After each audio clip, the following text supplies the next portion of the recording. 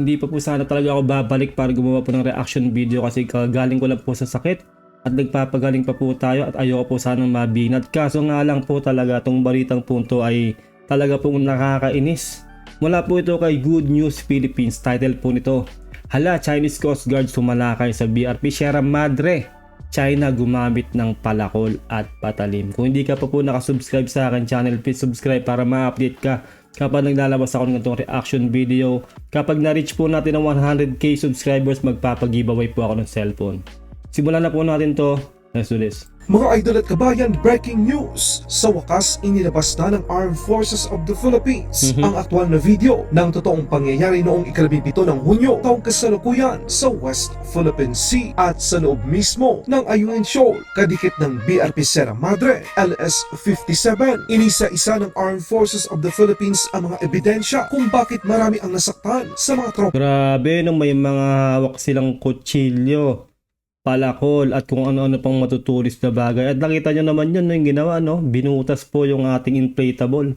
Grabe talaga itong mga Chinese na to, talaga po nakaka-bad trip. Ng Pilipinas, ipinakita ng sandatang lakas ng Pilipinas sa mundo ang mga katibayan ng kasinungalingan ng China na Pilipinas ang siyang bumangga sa barko ng China Coast Guard. Pero ang totoo, kadikit ng BRP Sierra Madre LS-57 ang tatlong fast patrol boat ng Philippine Navy. Pero Nyo, kinuha po yung gamit po talaga natin ng sinungkit at talaga yung hawak niya pong yun na mahaba na yun.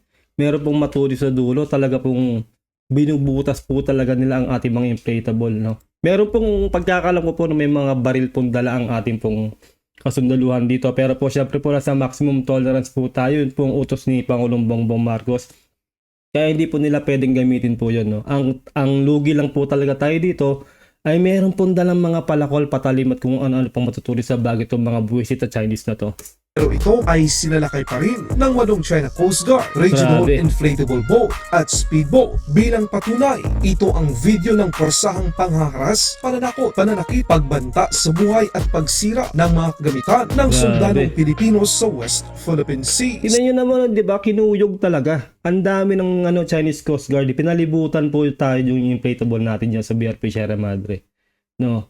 Talaga pong ganyan sila kawalang ya, no? At hindi po nila nirespeto ang ating teritoryo, no? Kaya kahit ano pong pakiusap natin sa kanila, kahit ano pong sabihin natin sa kanila ay hindi po talaga nila irerespeto yung lahat ng ilalabas na batas natin sa ating teritoryo, no? Wala po silang ganun. Talaga pong gagawin po nila lahat yan para po masakop po tayo. Ganyan po talaga. Ganyan po sila kawalang ya. Sa pulsa video, nahawak-hawak ng mga miyembro ng China Coast Guard ang mga palakol, pangtusok at Grabe. kutsilyo at nagbanta sa isang sundalo ng Pilipinas na huwag itong gumalaw o huwag putulin ang lubid na ikinabit ng China Coast Guard sa likurang bahagi ng rigid hull inflatable boat ng Philippine Navy.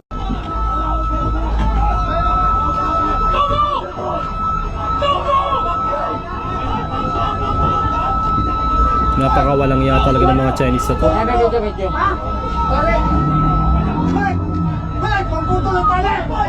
Sa pangalawang videong inilabas ng Armed Forces of the Philippines, mas tumindi ang sitwasyon. Sigawan doon, sigawan dito. Dito natin makikita na tinulungan ng isang sundalo ang kapwa sundalo dahil nasugatan ang kamay o daliri nito habang tuloy-tuloy na binubutas ng China Coast Guard ang mga rigid hull inflatable boat ng Grabe. Philippine Navy. Actually, naputol po talaga yung daliri niya, no? Hindi lang po siya nasugatan. Naputol po ang daliri. Dahil po yan sa mga hawak nga po na patalim po ng Chinese, no? Sa susunod po sana, no? Magdala na rin po talaga tayo, no? Pagdating niya sa resupply mission, no? Magdala na rin tayo ng mga palakol kung ano naman. Para may laban po tayo, no? Alam ko po naka-maximum tolerance po tayo. Kasi po, wala pong mangyayari talaga kung talagang hahayaan lang po natin na masaktan po ang ating mga kasundaluhan. Kailangan po nating pumalag. Kahit pa paano. Kasi po isipin nyo, no, wala na po silang pakundangan po talaga dito sa ginagawa po ng mga Chinese na to, no. Dahil po sa ginagawa po nila na yan, talaga po nasasaktan na po ang ating mga kasundaluhan dyan.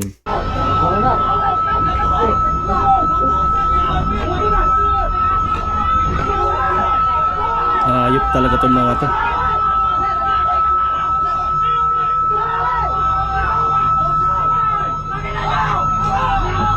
Tinan mo, gigil na, di ba? Nagmumura na sila. Tanginan nyo, sabi ng ganun. Kahit sino po talaga manggagalaiti dyan at meron na pong nasaktan. Di ba? At binubutas po. At kung alam mo lang po talaga, no, yung outcome po nung nangyari na yan talaga ay talaga pong lahat po ng equipment po dyan sa mga inflatable na yan, yung inakyat po ng mga Chinese yan, sinira po nila. Kahit po yung mga private na kagamitan po ng mga kasunduluhan natin, mga cellphones po nila ay sinira rin. At kinuha rin po nilang iba yung mga mapapakinabangan po talaga nila. Grabe po. Nakakaawa po talaga ating mga kasunduluhan dito.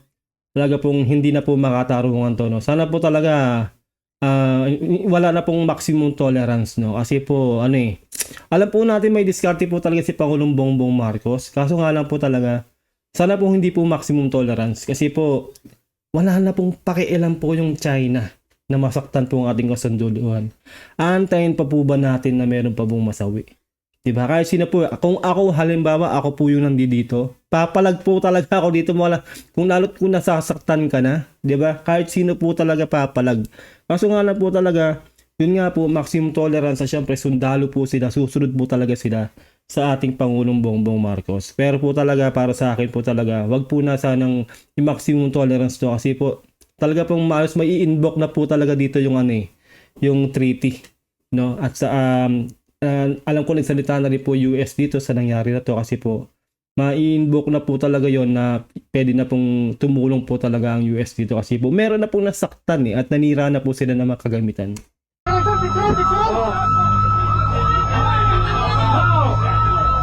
Grabe.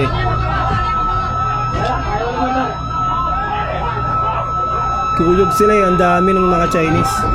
O, tinan mo yung kamay niya, Sa ikatlong video, dito maririnig na naputol ang daliri ng isang sundalong Pilipino. Kitang-kita na merong mga matutulis at matatalim na bagay na hawak ang mga miyembro ng China Coast Guard. 2 beses binuhusan ng tubig ng mga Pilipinong sundalo na nasa BRP Sierra Madre LS-57 ang ilan sa mga miyembro ng China Coast Guard na hawak-hawak ang mga patalim habang naghahataka naman ng Grabe. lubig sa kabilang rigid hull inflatable boat ang China Coast Guard at mga sundalong Pilipino. Dito natin makikita na merong dalang mga bato ang ilang miyembro ng China Coast Guard at Grabe, binabato nito ang ilang sundalong Pilipinong sakay ng BRP Sierra Madre LS-57. Kahit sino po, manggagalaiti po talaga dito. Kung Pilipino ka, manggigigil ka talaga dito, no? Kung ako nga kung makakita kayo ng Chinese dito sa atin, no? Makabawi man lang tayo, alam nyo nang gagawin nyo, no? Kasi 'di ba? Ginaganito po talaga tayo, teritoryo natin 'to. Isipin nyo 'yan. Tapos ginaganyan tayo. Isipin nyo, sinasaktan tayo, 'di ba? Tayo maximum tolerance kahit may dala tayong mga armas diyan sa West Philippine Sea. Wala pa rin po, kinumpis ka pa nga po yung mga baril po nila, alam ko Tapos nga pinagkukuha yung mga gamit nila. At yung pa pinagbabato pa sila. Wala po talagang intention ang China ng peace, no? Gusto po talaga nila mag-provoke para po pag talaga tayo ay pumalag na, magsisimula na po talaga ng gera, no? At alam po kasi talaga ng China na hindi po talaga basta-basta po maglalabas po ng direktiba ang ating Pangulong Bongbong Marcos ng pisikalan diyan. Hindi po talaga. Kaya hanggang ngayon po ay pagkakaalam ko ay talaga pong medyo tahimik pa rin po ang ating gobyerno, no, sa issue na yan. Pero sa akin po talaga, no, sana po talaga wag na pong maximum tolerance. Kung maaari po ng water cannon na rin tayo, makipagsabayan na po tayo ng water cannon sa kanila. Kahit water cannon lang po. Kasi po talaga isipin nyo, no, may naputulan na po ng daliri. Sinira na po nila yung ating mga kagamitan, yung mga inflatable, binutas-butas po nila. At talaga pong dangerous na po talaga yung ginagawa na to ng China, no. May mga palakol po sila, patalim silang dala. At namamato pa sila. Isipin nyo yan, no. Samantalang tayo, kamay-kamay lang. Dumidepensa lang tayo ng kamay-kamay kasi nga po maximum tolerance. Actually, depensa lang tayo, no. Hindi opensa ang ating mga kasunduluhan dito. Kaya nakakagigil po at nakakaawa po talaga. Kasi po nakuyog po talaga tayo dito, no. Alam naman natin po ng Pilipino po ay matatapang po ang Pilipino, no. Pero pagdating sa ganito pong sitwasyon, kuyog po yan Yan po kaya po pag nakuyog po kayo talaga, no. Talaga pong wala ka na po talaga magagawa niyan lalo't naka-maximum tolerance na. Tropa natin yan? Lumuhusan na ng tubig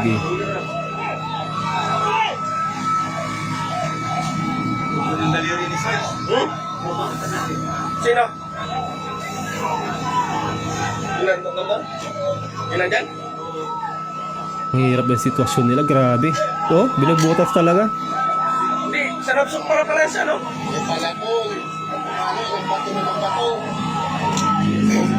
Ayop talaga itong mga Chinese na to. Kalampagin nyo ang Chinese Embassy, no? Yan lang talaga. At pagbayarin niya mga ano na yan, Chinese Coast Guard na yan, pag ginawa nilang pansisira dyan at pangunguha ng mga gamit natin, no, nating mga kasundaluhan dyan. Kalampagin po talaga ang ang Chinese Embassy. Lahat ng Chinese na makikita nyo sa kalye, alam nyo na, no? Makabawi man lang tayo, no? Kasi ganun po talaga no? Kahit doon pa lang makabawi tayo. Kasi hindi po talaga na hindi na po talaga makatao itong ginagawa nila, no? Masama man yung sinasabi ko na gawin daw. Kaso nga lang po, dapat gawin na po natin para makabawi lang. No, yun po sa akin yung gigil ko po talaga, no? Iba na po eh. Kaya ang gusto ko pong sabihin din sa ating lahat na maghanda na po tayo. Ito na po talaga ang simula. No, kailangan po preparado po talaga tayo, nakahanda po ang ating mga damdamin at saloobin dito, ang ating mga isip at puso bilang Pilipino para po lumaban sa mananakop na yun na abusadong China. Kasi po ito po na nagsisimula na po sila eh. Diba? Kailangan po preparado po talaga tayo at wag po tayong paaapi. No? Kahit po yung mga mayayamang Chinese po na dito, ang yayabang po talaga. Real talk po yan, no? Samantalang tayo po ang nasa sariling bayan po natin dito. Diba? Tapos sila, ganun sila sa atin. Diba? Kaya kailangan talaga wag po tayong padadaig dito sa mga Chinese na to. At yun nga po, sana talaga mabigyan na po tang hustisya po ang lahat po ng ating kasundaluhan na nandito po, no, na lalong-lalo na po yung naputulan po ng daliri. Kasi po, hindi na po talaga tama talaga to eh. At yun na nga po, no, ang US po talaga ay makikita nyo po yun sa sa detalye po nung treaty. Na yun nga po, no, na kasama po dyan yung ginawa talaga ng China na pwede pong ma-invoke na po yung treaty na yun, no, na pwede na pong tumulong yung US kasi po nasaktan na po eh. No, kahit hindi po karahasan na gumamit ng armas yan, kahit lang po yung mga ganyan, yung mga palapalakol, mga na yan, basta may nasaktan, yun po pwede na pong ma-invoke yan. Kaso nga lang po mag-uusap pa rin po siyempre ang government to government yan bago simulan yan kung tutuusin. Pinagpaplanuhan po yan. Pero kung tutuusin po talaga, kung isipin nyo, nakakaawa po talaga ang sitwasyon po ng tung napanood po natin na to, no?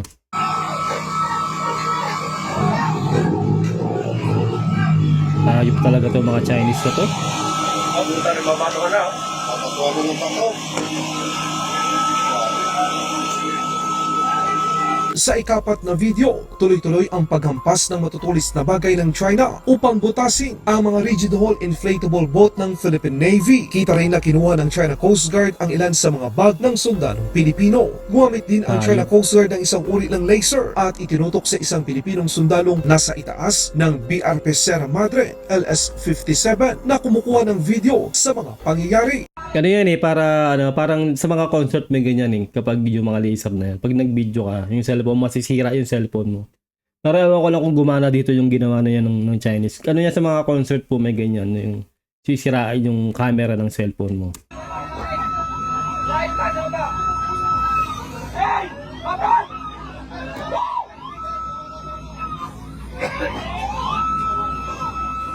Grabe talaga.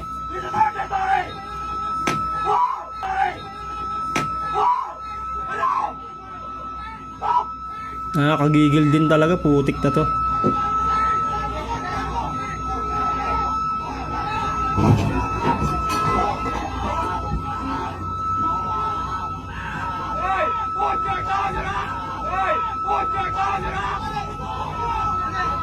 Napakahayop talaga tong mga to. Darating ang panahon, makakarma rin tong China talaga sa ginagawa nila, no? Kita po ng buong mundo yung ginagawa nila.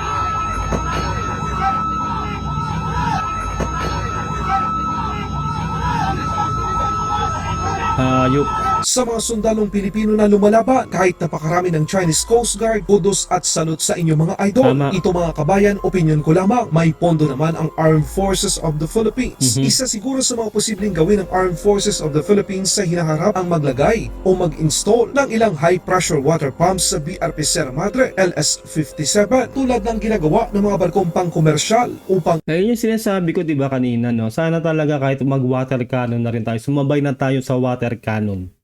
Diba? Hindi naman siguro pagsisimula ng gera yan kung pumalag tayo ng water cannon. Kasi yung ibang bansa po, wina-water cannon po yung China. Yung Taiwan, kina-water cannon sila.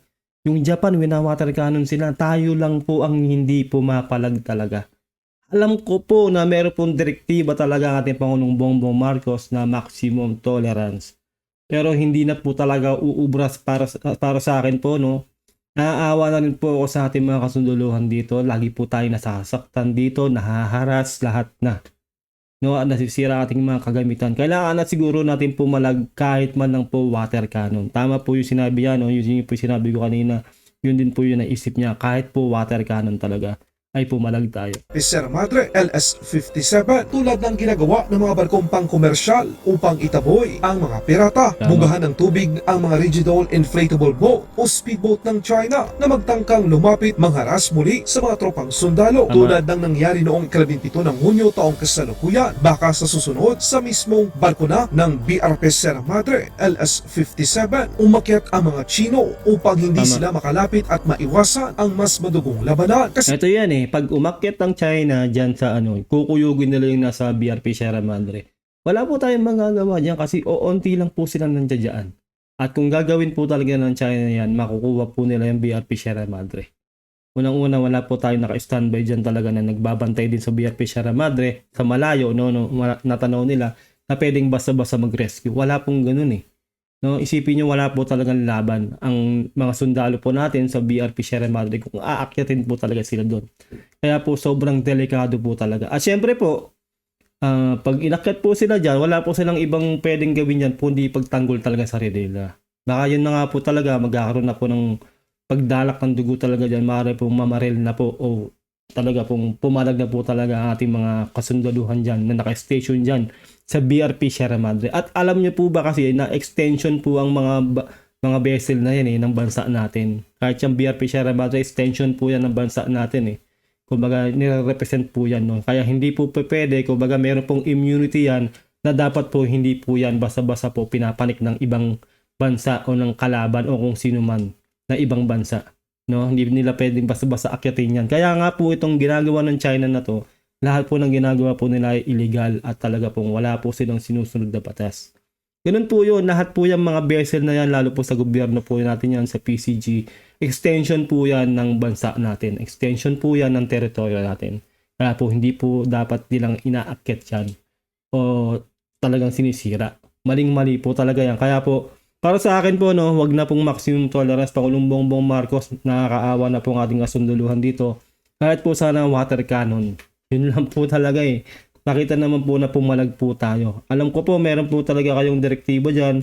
Meron kayong diskarte, pero po kung titingnan niyo po talaga ating mga kasunduluhan, nakakaawa na po talaga sila. Kaya't ang mga Chino upang hindi sila makalapit at maiwasan ang mas madugong labanan kasi parang may kulang, may mali. Hanggang doon lang tayo sa sinabuyan natin ng tubig. Ayun, Tama. nang hilamos lang ang mga miyembro ng China Coast Guard. Pero tuloy pa rin sila sa kanilang panghaharas. Nakarating na yung mga tropa natin sa outpost. Pero walang backup mula sa itaas ng barko para lamang bigyan sila ng kaukulang tulong. Kaya nga Ipinakita din ng Armed Forces of the Philippines ang ilan pang mga video upang ipakita sa mundo na China ang dahilan ang may sala Grabe, sa no? nangyari noong 17 ng Hunyo sa Ayungin Shoal sa West Philippine Sea.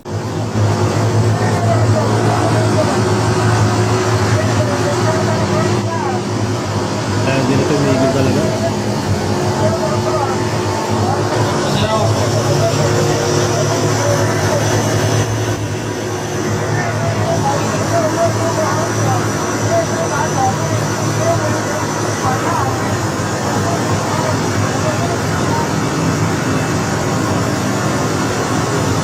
Darating ang panahon na kaharap ng katapat ng China talaga. Babagsak din yung China na yan. Sobra-sobra na sila. Sama nila.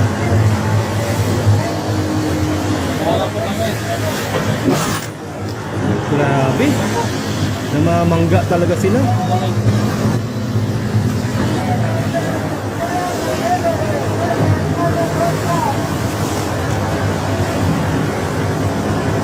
Nga pala no, sa mga kababayan nating nasa China na mga nagtatrabaho po sa China, nako, ihanda nyo na po yung sarili nyo.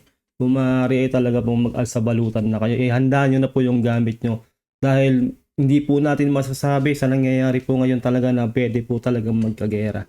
At pag kayo ay nandiyan at talagang hindi kayo makalikas, halimbawa at dumating na yung oras na yun, talaga pong kayo po ay pahihirapan dyan. So wag naman po sana kayong maano sa ganung sitwasyon, no? Pero maganda na rin po yung handa kasi po meron po talagang hidwaan ang ating bansa at ang bansang China. Tingnan nyo naman yung ginagawa sa atin. Sana po kahit po di sa social media nakikita nyo na kaming mga content creator, na kaming mga reactor ay talaga pong pinapakita namin sa inyo yung nangyayari. Kasi po yung iba po talaga ay wala pong knowledge o wala pong kaalam-alam sa nangyayari po talaga, no? Kaya kailangan po kahit dito man lang sa social media ay mabahagi po namin sa inyo lahat ng mga viewers namin ang nangyayari po na hidwaan between China at ng Pilipinas.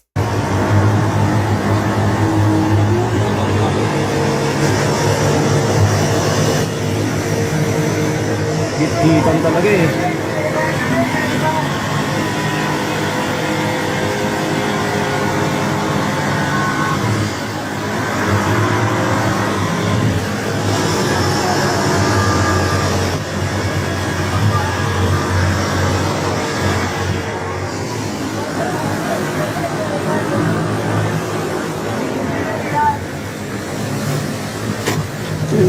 Grabe.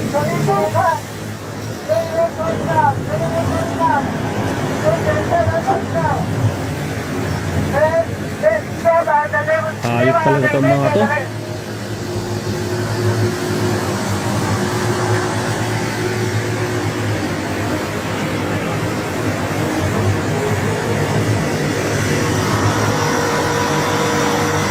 Nakakagigil talaga, no, mga kabigayan ko.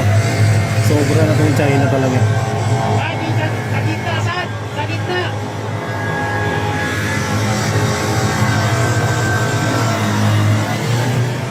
Talaga nakipag-abulan sila eh, oh. Sa gitna, saan? Pag-aangat!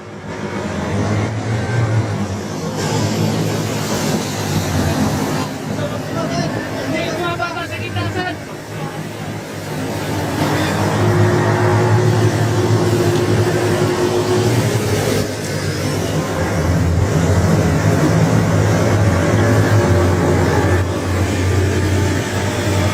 Ito pa, no, mga kababayan ko, no, isipin nyo, ang ating mga kasundaluhan ay nahihirapan po sa sitwasyon po nila. No, dahil po naka-maximum tolerance po tayo. Paano pa po kaya yung ating mga ordinaryong mamamayan? Yung ordinaryong mga mangingisda po natin? Na pag pumalaot po sila at sila ay iharas po talaga ng China ng ganun katindi yung kanilang napanood natin, no?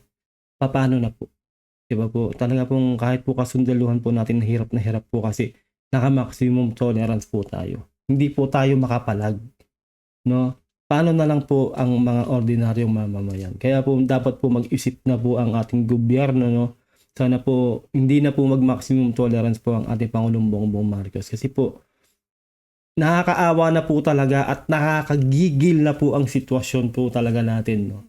Kahit po man lang sana makabawi tayo kahit onte, no? Makapalagman dito sa sitwasyon na to kasi po kung mismo ating mga kasundaluhan na ganito yung nangyayari po sa kanila, paano ba po ang ating ordinaryong mangingisda kapag po sila hinaras ng China?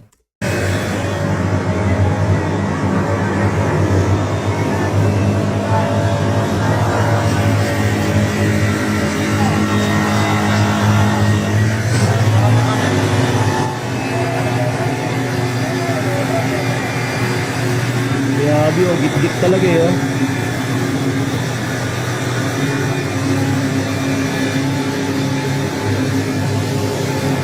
Wala. Kitang-kita nyo naman, di ba? Hindi po ang Pilipinas ang gumagawa ng gulo. China po ang nangaharas po talaga. Mula sa program sa West Philippines. Sila po ay nananakit na po talaga. Wala po silang respeto po sa ating soberanya.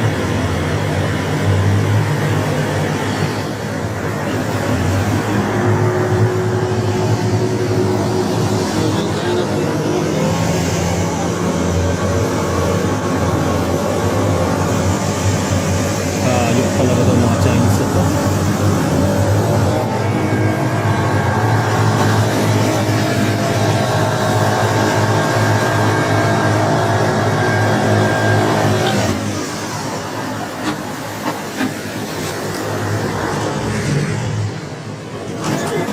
Ayun lang po, no, ating pong nagawa ng reaction video to. Kayo, anong thoughts niyo po dito sa napanood niyo po, nanggigil din po ba kayo? Ako po talaga, gigil na gigil po ako, no? Kaya nga po nasabi ko kanina na pag may nakikita kayong Chinese dyan, kotongan nyo na.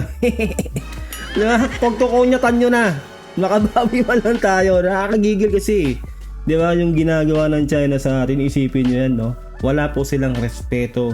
Wala po silang sa soberanya po natin, sa teritoryo po natin. Sila po talaga ang nagpo-provoke. Nananakit na po talaga sila ang China at meron na pong naputulan po ng daliri sa ating kasundaluhan. Kaya sana po, no, Pangulong Bongbong Marcos, huwag na po maximum tolerance. Kawawa po ang ating mga kasundaluhan. Paano na po kung ating mga ordinaryo mangingisda ang maharas, di ba? Kung ating kasundaluhan ay wala pong magawa, paano pa po kaya ordinaryong mamamayan? Maraming salamat po, na mag-iingat po kayo lahat. Kung hindi ka pa po nakasubscribe, please subscribe. Kapag na-reach po natin yung 100k subscribers, magpapag-giveaway po ako ng cellphone. Mag-iingat po kayo lahat. God bless and peace out. Bye!